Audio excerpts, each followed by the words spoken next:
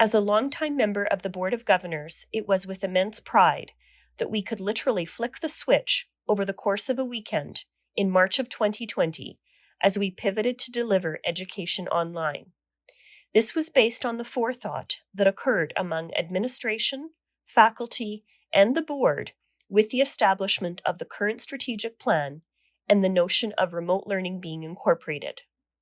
While it may have appeared seamless, in reality, the entire education sector was being turned upside down, adding to the already great pressures that teachers experience in educating the next generation.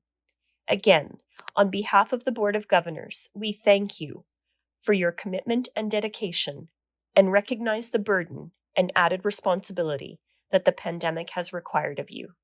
You have truly been and remain on the front lines, and we are forever grateful for your devotion. It is important to recognize that while we are in an endemic state, we are still facing some potential challenges as we move forward. I previously referenced the inflationary pressures to our operation. However, there is a lot more to the story if we consider the current labor market, and namely the mental health crises, including the social and emotional well-being amongst staff and students. The influence of the pandemic on mental health is very real, and our community is not immune. According to the Canadian Institute for Health Information, the level of hospitalizations among Canadian children for mental health-related issues is on the rise, and the numbers are disproportionately higher in female youth. But it is important to recognize that by having the ability to reset with the return to school for the rigor of in-person learning, the authentic social emotional experience, and the increase in physical activity, we can help to improve a child's mental health status. Balmoral Hall has implemented increased counseling services as well as educational assistance supports. Additionally, we have a member of our faculty that is serving on the Global Action Research Collaborative with the International Coalition of All-Girls Schools, with this year's focus being this very subject. Now more than ever, we need to remain thoughtful in our support of one another as a BH family. If we look at some of the other potential challenges, we are faring really well. Here is a look at the enrollment trends for both boarding and day students that have been reported by independent schools across the country that are members of the Canadian Accredited Independent Schools.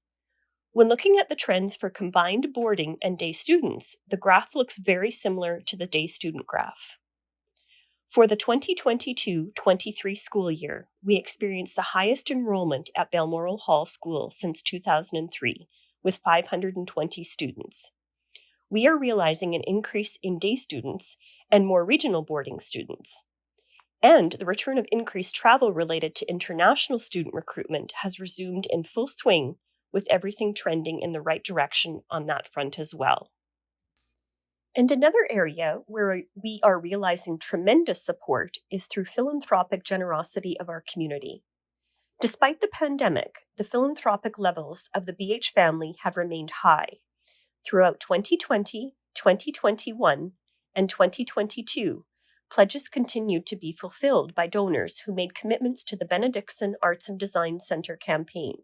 To note, in fall 2022, a full $6 million of cash gifts was received, officially hitting our campaign goal. The BH family responded positively to a matching gift in spring 2020, raising more than $100,000 to help families facing financial hardships due to the pandemic. As a result of their generosity, 14 students were able to return to Balmoral Hall for the 2020-21 school year.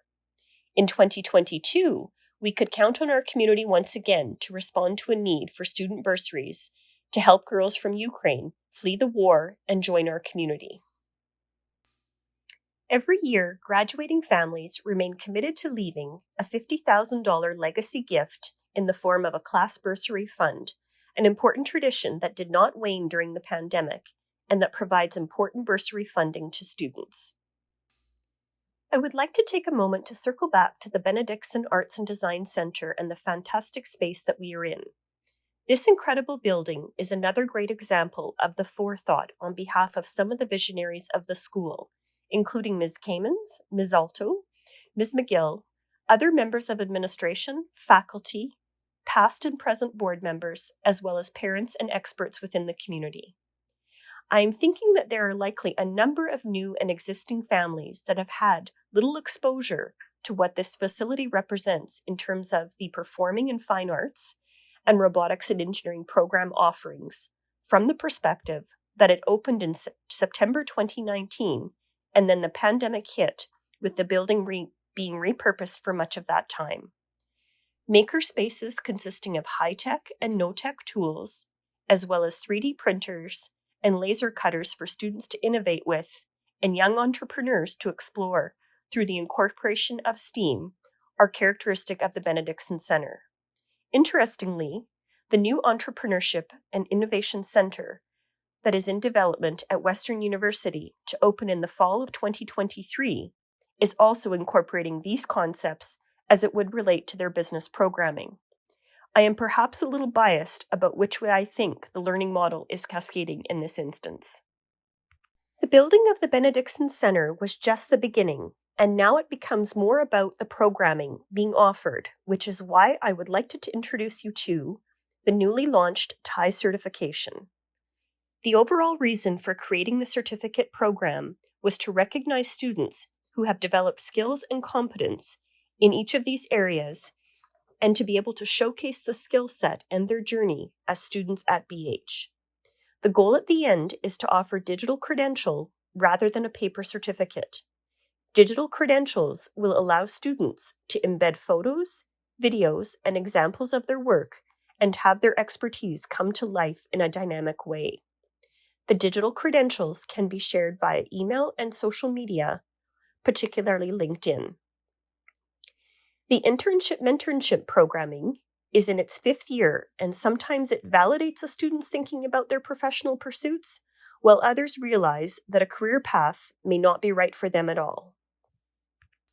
According to the president, Alan Shepard of Western University, his reference to this in a recent presentation was really having to do with undergraduate students commanding opportunities for varied programming and learning that is tied to the labor market.